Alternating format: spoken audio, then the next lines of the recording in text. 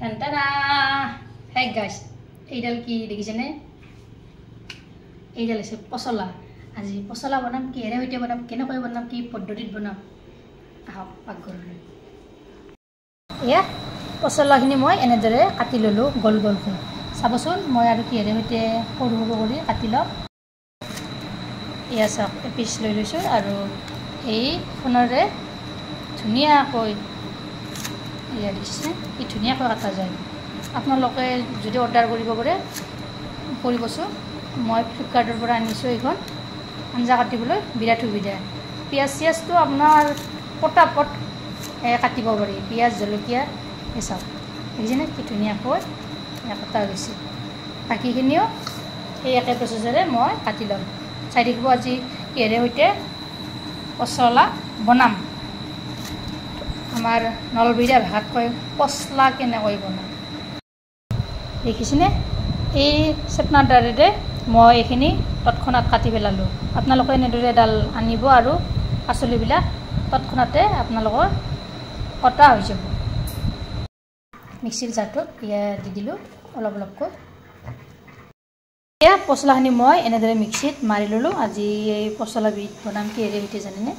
এয়া লৈ লৈছোঁ মই এয়া মাছ এয়া 4 পিচ ৰৌ মাছ লৈছোঁ এটা পিঁয়াজ কাটি লৈছোঁ চাই থাকিব ভিডিঅ'টো সম্পূৰ্ণভাৱে আৰু স্কিপ নকৰাকৈ প্ৰথমতে মাছখিনি মই এয়া ফ্ৰাই কৰি ল'ম এয়া দেখিছেনে মোৰ ভাতটো এনেদৰে উতলি আছে এইফালে কেৰাহী এটাত মই এনেদৰে তেল বহুৱাই দি দিছোঁ তেলখিনি অলপ গৰম হ'ব লাগিব এয়া তেলখিনি গৰম হৈছে ইয়াতে মই অলপ হালধি গুড়ি দি দিছোঁ অলপ দি দিছোঁ নিমখ ইয়াতে এতিয়া মাছখিনি বহুৱাই দিওঁ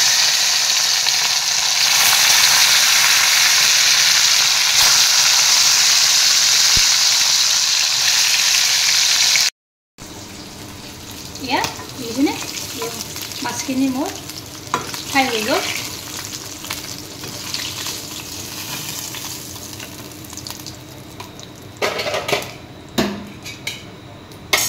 ইয়াতে এতিয়া মই পিঁয়াজ দি দিম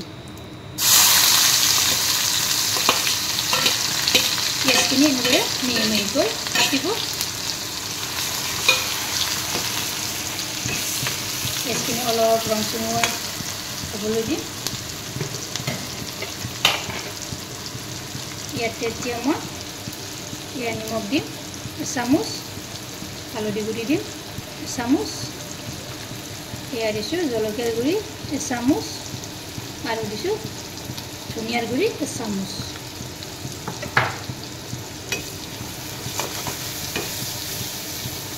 এইখিনিও অলপ লৰাই দিলোঁ ইয়াতে এতিয়া মই এয়া দেখিছেনে পিচি থোৱা আদা নহৰু চামুচ দি দিছোঁ এইখিনিও এনেদৰে লৰাই দি দিছোঁ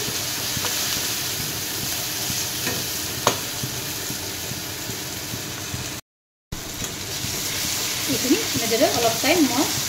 ভাজিলোঁ ইয়াতে এতিয়া মিক্সিত পিচি থোৱা পচলাখিনি দি দিছোঁ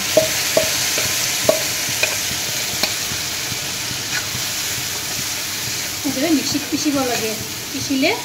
আপোনাৰ একোৱা নাথাকে মাছ বনালে এনেকৈ বনাবচোন এইখিনি এতিয়া মই ভালদৰে উতলাইব দিম লৈ লৈছোঁ লৈ সেই মাছখিনি ইয়াতে মই দি দিছোঁ দেখিছেনে পানীখিনিও মই নাইকিয়া হৈ গৈছে এইখিনি অলপৰ কৰি এনেদৰে লৰাই দি দিছোঁ এনেদৰে আপোনালোকে বনাই খাইছেনে মাছ আৰু পচলা এবাৰ বনাই খাবচোন সোৱাদ লাগে খাবলৈ ভাল লাগে অলপ টাইম মই এনেদৰে ৰাখি দিম গেছৰ ওপৰতে